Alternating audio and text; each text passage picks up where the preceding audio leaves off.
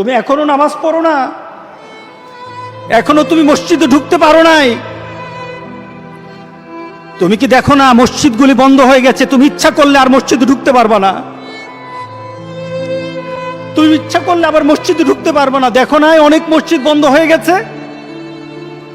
মসজিদে তুমি যদি ঢুকতে না পারো, তুমি কি দেখো না আজকে যারা মারা যায় তাদের মৃত্যুর পর তাদের কাছে কেউ যায় না।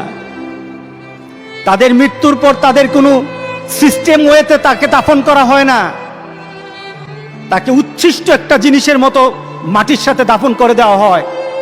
এ মানুষগুলি কাছে যায় না, টেনে টেনে দড়ি ধরে টেনে দিয়ে তাকে গর্তের মধ্যে ফেলে দেয়, তার কাছে যায় না। তুমি কি দেখো না? তুমি কি দেখো না আমার মাবুদ আমাদের প্রতি রাগ করে আছে? আমাদের মাবুদ আমাদের প্রতি রাগ করে আছে। আমাদের মাবুদকে আমাদেরকে সন্তুষ্ট করতে হবে, সন্তুষ্ট করতে হবে। যিনি গজব দিয়েছেন উনি আমাদেরকে বাঁচাবেন। আমরা আমাদের মাবুদকে রাজি করতে হবে। আমরা তওবার মাধ্যমে আল্লাহকে রাজি করতে আর চেষ্টা হব। গোটা পৃথিবীর মুসলমান আর সময় নাই, আর সময় নাই।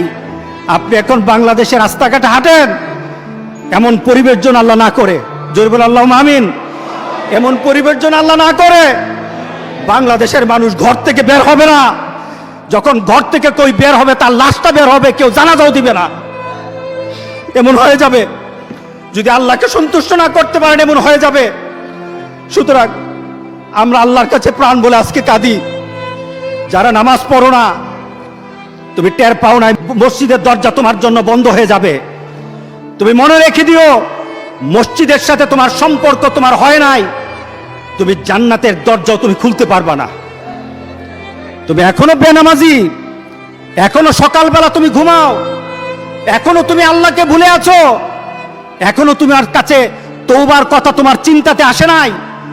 তুমি অনেক কিছু হতে পারো, তুমি মুসলমানের কাতারে থাকবা না।